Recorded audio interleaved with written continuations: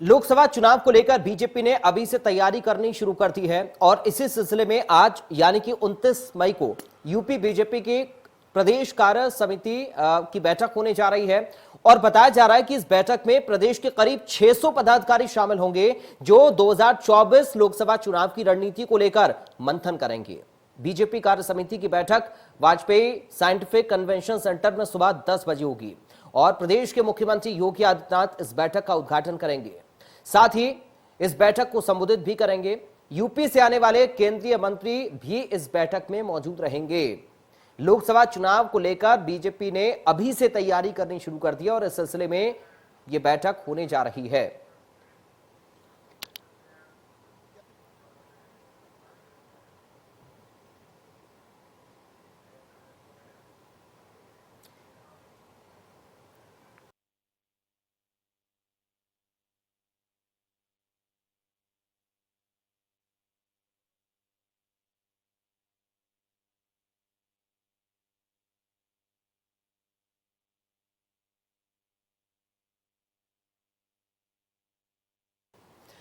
तो भारतीय जनता पार्टी की यह बैठक होने जा रही है। प्रदेश कार्य समिति की यह बैठक बीजेपी की जो काफी ज्यादा महत्वपूर्ण कार्य योजना आगे की तैयार होगी। संगठन में बदलाव के संकेत भी हैं। क्या कुछ रणनीति बनाई जाती है, निकाय चुनाव से लेकर 2024 लोकसभा चुनाव तक पर फोकस इस बैठक में रहेगा। और साथ ही जो इस वक्त सबसे ज्यादा महत्वपूर्ण मुद्दा कि प्रदेश अध्यक्ष कौन होगा, प्रदेश अध्यक्ष के नाम पर भी मंथन इस बैठक में हो सकता है, क्योंकि कल भी लगातार पूरे दिन ये खबर चल रही थी कि शाम तक प्रदेश अध्यक्ष के नाम का ऐलान हो जाएगा, लेकिन ऐसा हुआ नहीं। तो क्या आज इस बैठक में प्रदेश की कमान किसको सौंपी जाएगी, ये भी तय होगा। क्या प्रदेश अध्यक्ष के नामों पर भी चर्चा होगी, क्योंकि कुछ नाम अभी सामने आ रही हैं। क्या उनमें से कोई फाइनल हो सकता है, ये बहुत ज्यादा जरूरी, क्योंकि स्वतंत्र देव सिंह के मंत्री बनने के बाद अब प्रदेश अध्यक्ष की कमान किसको सौंपी जाए, इसको लेकर पार्टी लगातार मंथन कर रही है।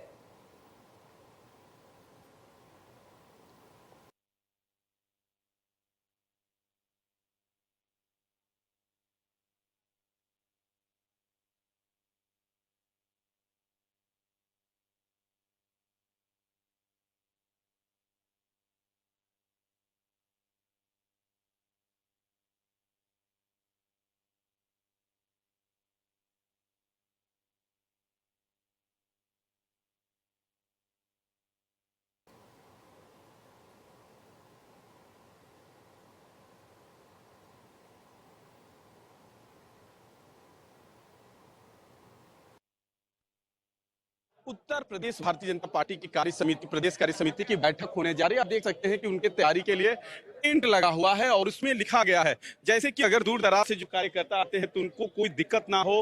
पश्चिम क्षेत्र, ब्रज क्षेत्र जो इनके क्षेत्र में बांटे गए हैं, जो इनकी क्षेत्र होते हैं, ब्रज काशी क्षेत्र, उनका यहाँ पे टेंट लगा हुआ है और जो जिस क्षेत्र के वर्कर आ रहे हैं वो सीधे अपना जहाँ उनका बूथ लगा हुआ है वहाँ ये लोग सीधे जा रहे हैं, उनके कार्यकर्ता सीधे जा रहे हैं और अपना जो यहाँ होता है, मैं प्रोसेस दिखा रहा हूँ कि जो जैसे ये गोरखपुर क्षेत्र लिखा हुआ है तो गोरखपुर क्षेत्र के जो उसके अंतर्गत जो भी जिले आते हैं उनके वर्कर आ रहे हैं। और आप देख सकते हैं कि बीजेपी का काम करने का अपना कल्चर है।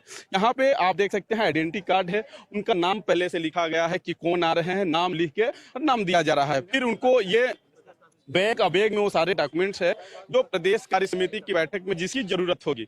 देखिए हमारे साथ प्रदेश प्रवक्ता मनीष शुक्ला जी है, लगातार तैयारी कर रहे हैं। आप तो सज गए, क्या अंदर खास होने वाला है?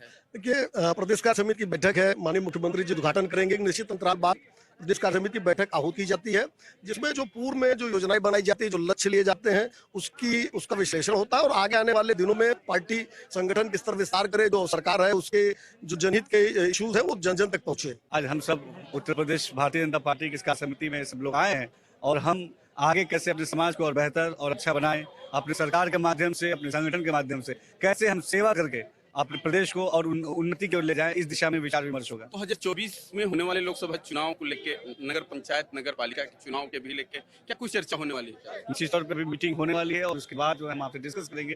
निश्चित तौर पर हमारा फोकस है आम जनमानस की सेवा करना और हम अपने कार्यों से उसकी वैसे सेवा करेंगे।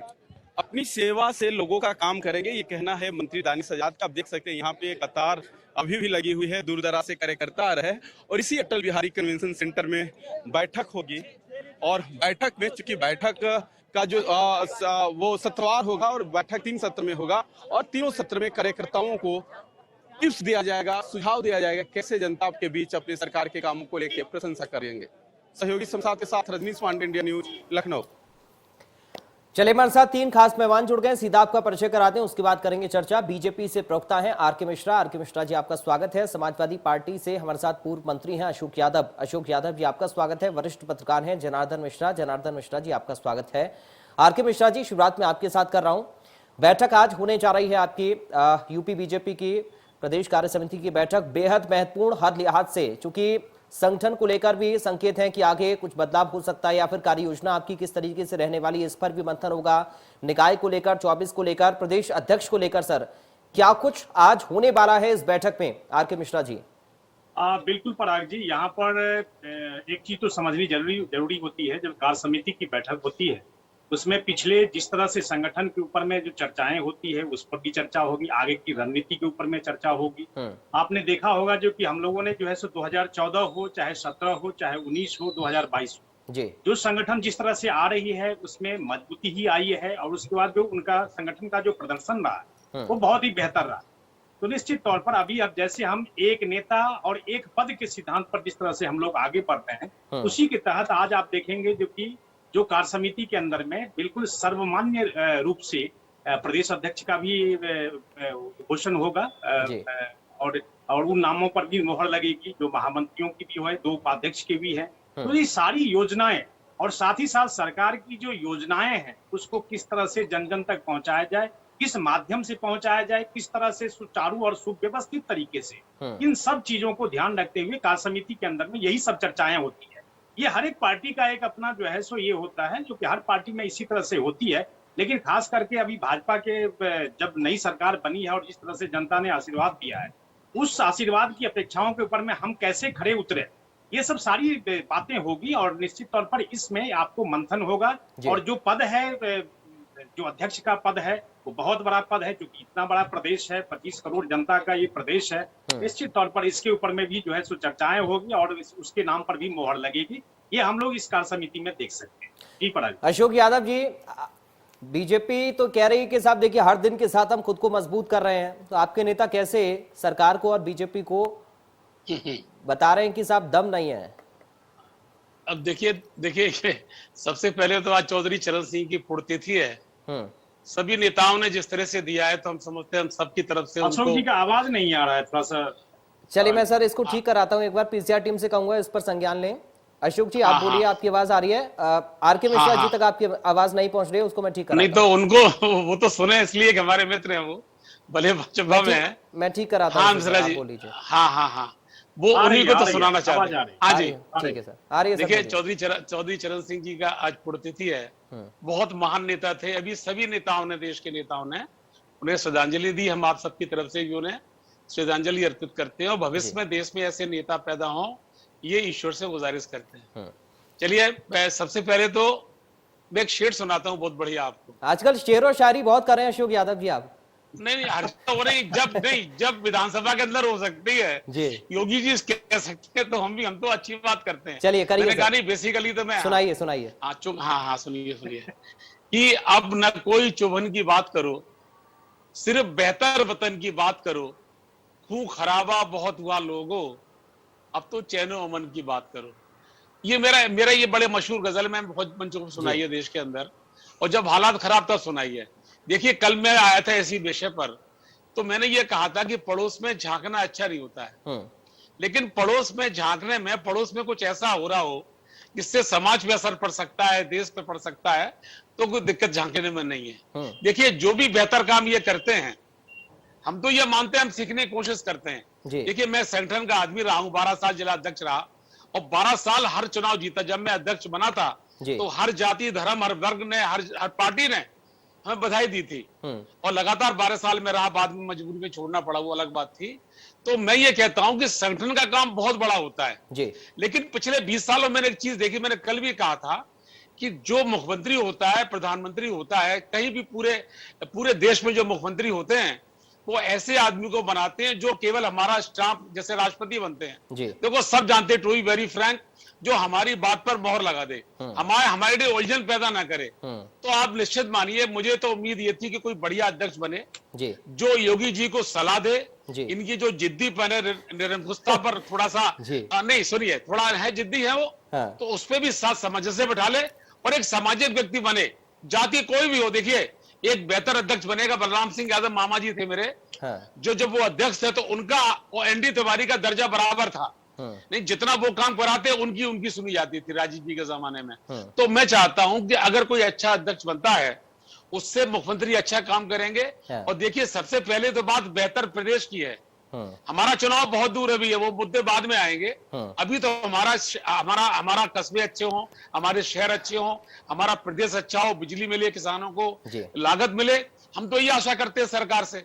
हम गलती करेंगे, विरोध जरूर करेंगे, लेकिन समाज के हित में, अपने आने वाली पीढ़ी के लिए बेहतर पार्टी काम करे, योगी जी अच्छा काम करें, ये तो सब लोग कहते हैं जी। तो हम भी वही कहते हैं कि आज जो कार्य समिति की मीटिंग देखिए, हम सीखने की कोशिश करते हैं। अभी किसी इनके नेता ने कहा था कि और दल हमसे इसमें आगे नहीं है। अगर हम कोई पॉजिटिव चीज देखेंगे तो मैं समझता हूं उससे सीखेंगे, उससे भाई हम भी तो कल और आएंगे। ये तो सर जाहिर है जिम्मेदारी है विपक्ष की। एक मजबूत विपक्ष, एक अच्छा विपक्ष वही कहलाता है जो कि सरकार के ऊपर सवाल उठाए कि साहब ऐसे नहीं, ऐसे करिए। जनार्दन जी इस बात को अच्छे से समझाइए अब आगे। और देखिए, अच्छी कोई बात करे तो उसकी तारीफ होनी चाहिए, बिल्कुल बिल्कुल, लेकिन जहां भी गलती करे उसका विरोध होना चाहिए। ठीक है, लेकिन विपक्ष इस बार कमजोर नहीं है, विपक्ष बहुत मजबूती से खड़ा हुआ है। ठीक है, अब मिश्रा जी की सुनेंगे, हमारे अंपायर हैं ये। ठीक है, तो अंपायर चलिए मानते पत्रकारों को। जनार्दन जी, अशोक यादव जी कह रहे हैं कि साहब मजबूती के साथ इस बार हम लोग आए हैं, और मैं चाहूंगा बैठक को लेकर आप बताएं सर, कैसे इसको देख पा रहे हैं, समझ पा रहे हैं आप? देखिए पराग जी, भाजपा एक बड़ा संगठन है और भाजपा की एक खासियत ये है कि वो किसी भी कार्यक्रम को एक भव्य रूप देते हैं, बड़े इवेंट की तरह उसको मनाते हैं जी। और इससे दो चीजें होती हैं, एक तो जो एक डेकोरम मेंटेन होता है और जो कार्यकर्ताओं में एक जोश भी उत्पन्न होता है। साथ ही जो उनके फॉलोअर्स हैं उसमें एक संदेश जाता है कि देखिए व्यवस्थित ढंग से, अनुशासित ढंग से इस तरह से पार्टी का पूरा संचालन किया जाता है। तो एक अच्छी चीज है ये, जैसा कि भाजपा प्रवक्ता जी ने बताया भी कि हर पार्टी जो है अपनी कार्य समिति की बैठक करती है, जिसमें अभी तक किए गए कार्यों की समीक्षा की जाती है। आगे आने वाले जो पॉलिसीज हैं, जो आगे आने वाले प्लान्स हैं, उनको तैयार करने में उनके बारे में चर्चा की जाती है। और साथ ही साथ एक जो हम लोग बार बार चर्चा कर रहे हैं कि अध्यक्ष के नाम की भी घोषणा हो सकती है। तो निश्चित रूप से देखिए, जब संगठन में अनुशासन होता है तब एक चीज जो एक सकारात्मकता निकल के आती है, वो एक बहुत इंपॉर्टेंट चीज है। और मैं तारीफ करूंगा सपा के प्रवक्ता की, जो उन्होंने बहुत अच्छी बात कही कि अगर वहां से कुछ अच्छा दिखता है तो उसकी वो तारीफ भी करेंगे और उसको समर्थन भी देंगे। और ये विपक्ष का काम है कि जहां से वो डगमगाएंगे तो उसकी पूरी आलोचना भी करी जाएगी। ठीक है, आर.के. मिश्रा जी, देखिए अशोक यादव जी कह रहे हैं कि इस बार हम मजबूती के साथ आए हैं, आप सदन में हम आपका विरोध भी करेंगे और अच्छा करेंगे तो तारीफ भी करेंगे। सहमत हैं इस बात से? देखिए बिल्कुल सही। मैं हर एक चीज से असहमत नहीं हो सकता, क्योंकि होता है कभी कभी, जैसे आप विपक्ष अगर होती है तो निश्चित तौर पर उसका एक आईना होता है। तो हम लोग सब जानते हैं इस सैद्धांतिक एक परंपरागत जो एक बातें होती है ना, इसमें वो कहते हैं जो कि विपक्ष जितना मजबूत होगा उतना जो है सो उसमें आईना दिखाने के लिए उसमें एक मतलब अलग ही उसमें छवि नजर आए। बिल्कुल। मैं बार बार अशोक जी के कहने से ये जो कि विपक्ष बहुत मजबूत है, पहले भी ये मजबूत थे, मैं ये नहीं कह रहा हूँ जो कि पहले बहुत कमजोर थे। उन्होंने बहुत ऐसे खुद स्वीकार रहे हैं, पहले नहीं थे। उन्होंने बिल्कुल सरकार के सामने मैं अब मजबूत है ना, उतना नहीं तारीफ कर रहा हूँ। आज तो मैं अशोक जी की ही तारीफ कर रहा हूँ मैं। और निश्चित तौर पर अभी निश्चित जिस तरह से इनके पास भी आया है, सीट आई है, बिल्कुल बहुत मजबूत है। और हम मात्र यही सोचते हैं जो कि सदन के अंदर में गरिमा बनाते हुए हम यही अपेक्षा करते हैं, जो कि और जनता के जो मुद्दे हैं, जनता को जिस तरह से अगर हम कहते हैं जो कि केंद्र और राज्य के अंदर में जो भी योजनाएं चल रही है वो बिल्कुल उनको जनता तक पहुंचे, जनता के ऊपर में उसका असर हो, जनता लाभान्वित हो, ये विपक्ष और पक्ष दोनों की जिम्मेदारी बन जाती है। ठीक है सर, ठीक है जी सर। प्रदेश की कमान किसको मिलेगी, ये सबके जुबान पर सवाल है। अभी देखिए मिश्रा जी भी जिक्र कर रहे थे, कुछ संकेत तो दीजिए सर, क्योंकि कल भी हम पूरे दिन इस बात की चर्चा करते रहे कि आज शायद शाम तक ऐलान हो जाए, लेकिन कल भी नहीं हुआ। आज क्या कुछ हो पाएगा, इस पर भी मंथन चल रहा है, या फिर शाम तक कुछ माने उम्मीद है? पराग जी देखिए यहाँ पर नेतृत्व कहां कुछ से ऐसे- यूपी में मिलेगा, किसको मिलेगा, कुछ इशारा तो करिए सर। पराग जी ऐसा है, बहुत कुछ ऐसी चीजें होती है जो जी। केंद्रीय नेतृत्व के ऊपर ही छोड़ देना चाहिए। जी हम लोगों का जो दायरा है, ठीक है ना, वो सर, दायरा माफी एक के साथ दायरे आपको में रोक रहा हूं मिश्रा जी। मुख्यमंत्री योगी आदित्यनाथ इस वक्त कुछ कह रहे हैं, हम इस वक्त आ रहे हैं। देखिए बैठक शुरू होने वाली है, सीधा लाइव तस्वीरें इस वक्त सामने आ रही हैं। बैठक में मुख्यमंत्री योगी आदित्यनाथ पहुंच गए हैं और उनके बगल में आप देख रहे हैं स्वतंत्र देव सिंह बैठे हुए हैं, केशव प्रसाद मौर्य एक तरफ हैं, ब्रजेश पाठक एक तरफ बैठे हुए हैं। तमाम जो पदाधिकारी भारतीय जनता पार्टी की आज चूंकि बड़ी बैठक ये होने जा रही है, 600 से ज्यादा पदाधिकारी इसमें शामिल हो रहे हैं, इस तरह की खबर है।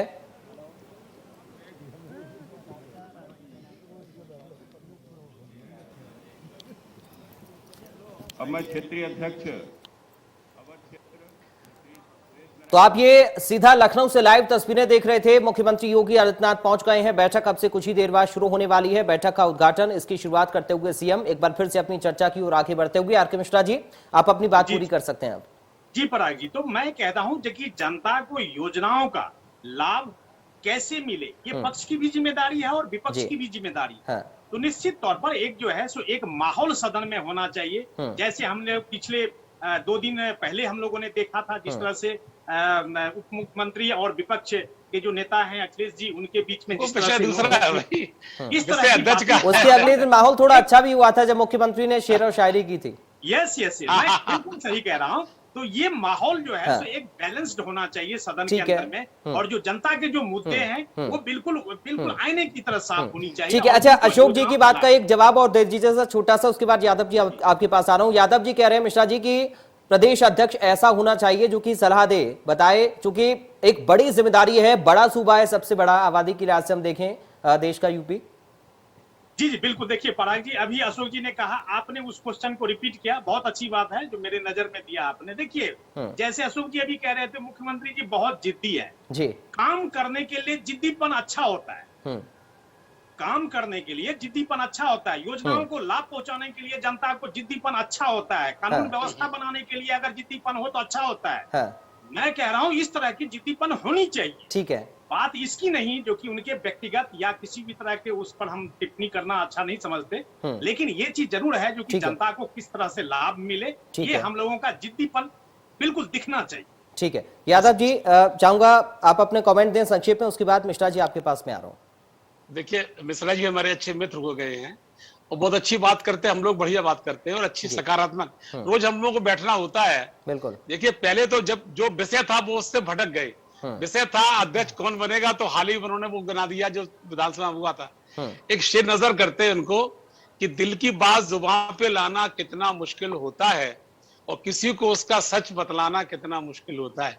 बड़ा मशहूर गजल का मेरे शेर रहा है।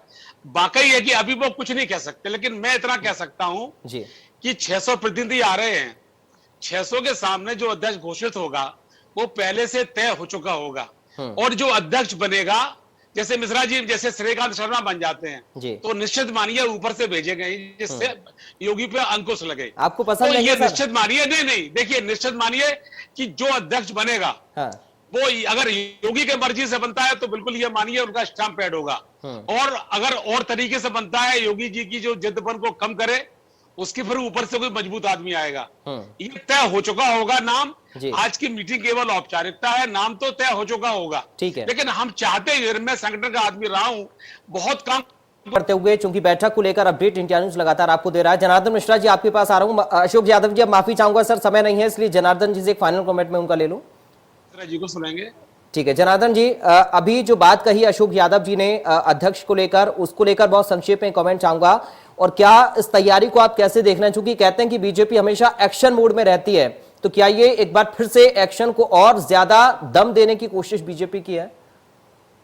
पराग जी देखिए, भाजपा का अध्यक्ष और भाजपा की कार्य समिति की बैठक ही इनका आंतरिक मामला है। इस पर जो हम लोग का मंथन तो सही है, लेकिन आरोप और प्रत्यारोप उसका कोई अर्थ नहीं निकलता जी। और जो अशोक जी और जो हमारे भाजपा प्रवक्ता है, दोनों ने एक बात कही कि जितनी भी चर्चाएं होती हैं, जितना आरोप प्रत्यारोप होता है, उसमें जो जनता की जो लोक कल्याणकारी नीति है, जनता को लाभ पहुंचाने की सोच है, वो मजबूत होनी चाहिए। ये सबसे बड़ी जरूरत की बात है। और अशोक जी की बात को, जो अशोक जी ने एक परंपरा शुरू करी है, उसी को मजबूत करते हुए 2 लाइनें जरूर कहना चाहूंगा कि सियासत आवाम का यूं एहतराम करती है, आंखें छीन लेती है, फिर चश्मे दान करती है। तो पहले चश्मे दे दिए जाए, आंखें बनी रहे जनता की, ये बहुत जरूरी है। मैं भी बहुत शायरी ऐसी करता हूँ, अगले बार सुनाऊंगा। अरे बहुत अशोक बढ़िया, यादव बहुत जी, अच्छा। आपका तो जवाब नहीं सर, आपका जवाब नहीं। आप तो मुझे लगता है कि आप जब भी मेरे साथ जुड़ते हैं तो शेरो शायरी करते हैं। और आज की जो डिबेट रही है बेहद खुशनुमा रही है, और ऐसा होना भी चाहिए, क्योंकि दर्शक भी दर्शक भी समझते हैं। बिल्कुल, एक सकारात्मक माहौल में अगर चर्चा हो तो ज्यादा बेहतर होता है। देश के लिए काम करते हैं तब दल के लिए करते हैं, देश पहले हमारा है। चलिए शुक्रिया सर, आज चूंकि समय मुझे इतनी इजाजत दे रहा, बहुत शुक्रिया। नहीं, कोई बात नहीं, फिर मिलेंगे, मिलते रहेंगे। बिल्कुल, चर्चा का हिस्सा बनने के लिए बहुत शुक्रिया एक बार फिर से।